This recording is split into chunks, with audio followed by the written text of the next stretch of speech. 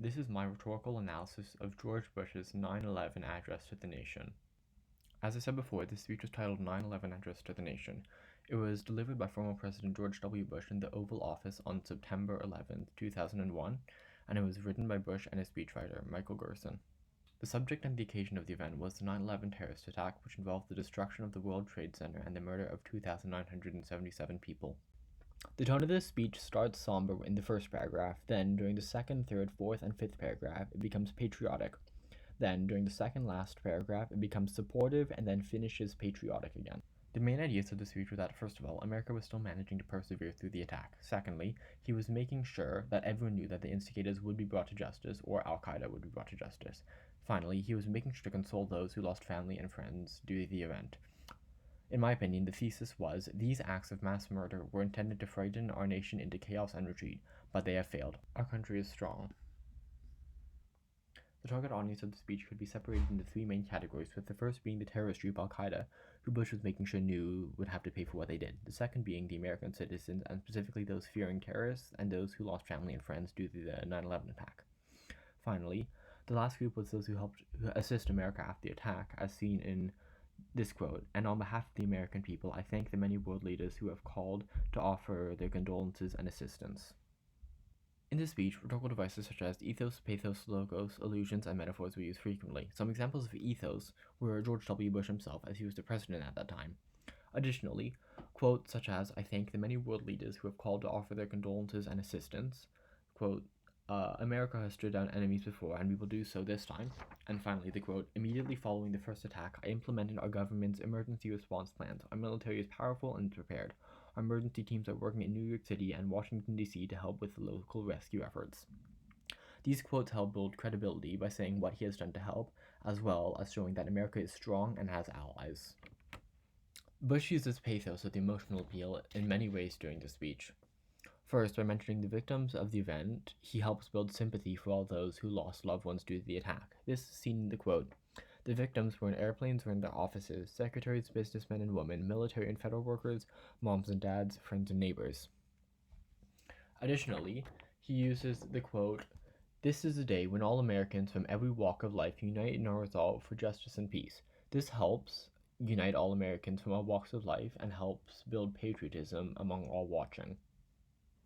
In this speech, Bush uses logos in several ways, with the intent of showing what's been done to help the people of America, as well as to show how America has responded to the attack. This is seen in the quote, "Immediately following the first attack, I implemented our government's emergency response plans. Our military is powerful and is prepared. Our emergency teams are working in New York City and Washington, D.C. to help with local rescue efforts. Our first priority is to get help to those who have been injured and to take every precaution to protect our citizens at home and around the world from further attacks. The functions of our government continue without interruption." Next, near the end of the speech, when Bush is talking about those who lost family or friends during the attack, he uses an allusion to the Bible and specifically to Psalm 23 in the quote, "Even though I walk through the valley of the shadow of death, I fear no evil, for you are with me." This quote helps comfort those who lost family or friends during the attack, as it shows them that even though they aren't alive anymore, they're with God, which could help comfort them. Finally, especially during the beginning of the speech, Bush uses metaphors, as seen in the quotes, "Terrorist attacks can shake the foundations of our biggest buildings, but they cannot touch the foundation of America. These acts shatter steel, but they cannot dent the steel of American resolve. America was targeted for attack because we're the brightest beacon for freedom and opportunity in the world." These quotes help show the strength and power of America, and specifically the strength and power of the American people. Next, would I consider this to be an effective speech? I personally definitely would say it is effective. It helps comfort those in grieving, those who lost family and friends, and it helps convey the strength of America and America's people to other countries, and especially to those in terrorist organizations such as Al Qaeda. So next is the connection to history. So this speech, but more specifically, the 9/11 attack, was helped used to rationalize the 2003 invasion of Iraq.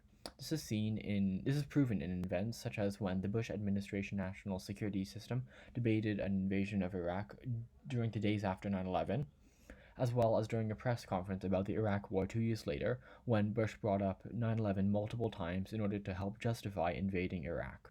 And finally, the conclusion. I would say this was a very good speech. George Bush was able to effectively convey all of the ideas, which includes demonstrating the power of the American people, consoling those who lost family and friends, and stating how America responded to the event. It also sent a message to terrorist organizations not to mess with America. I would also say the speech is worth studying, as it shows how to effectively cover many topics. It has a beginning, middle, and end, and every word in the speech was important and effective. So I would say overall this was a very good speech. Now, here is a video of the 9/11 address to the nation delivered by George W. Bush on September 11th, 2001.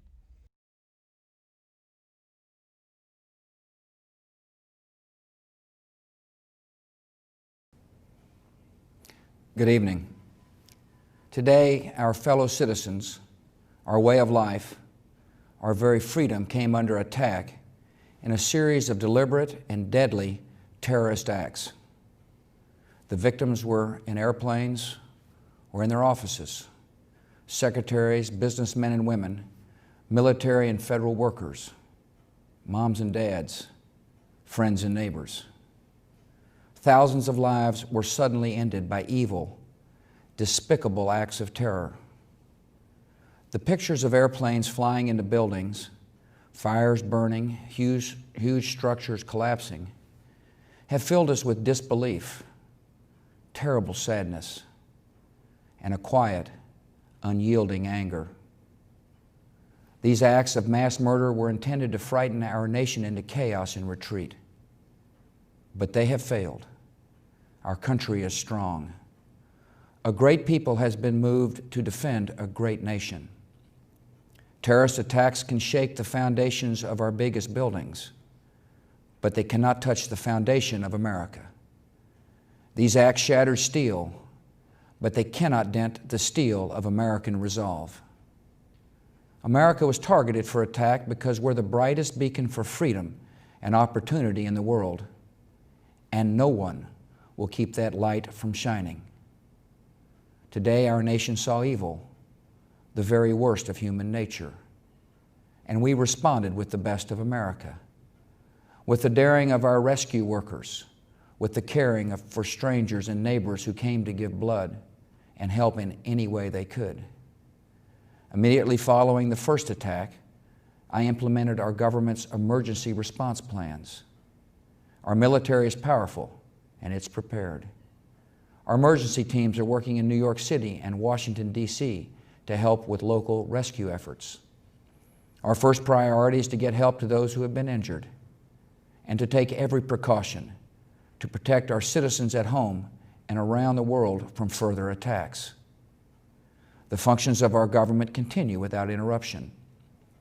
Federal agencies in Washington, which had to be evacuated today, are reopening for essential personnel tonight and will be open for business tomorrow. Our financial institutions remain strong, and the American economy will be open for business as well. The search is underway for those who are behind these evil acts. I've directed the full resources of our intelligence and law enforcement communities to find those responsible and to bring them to justice.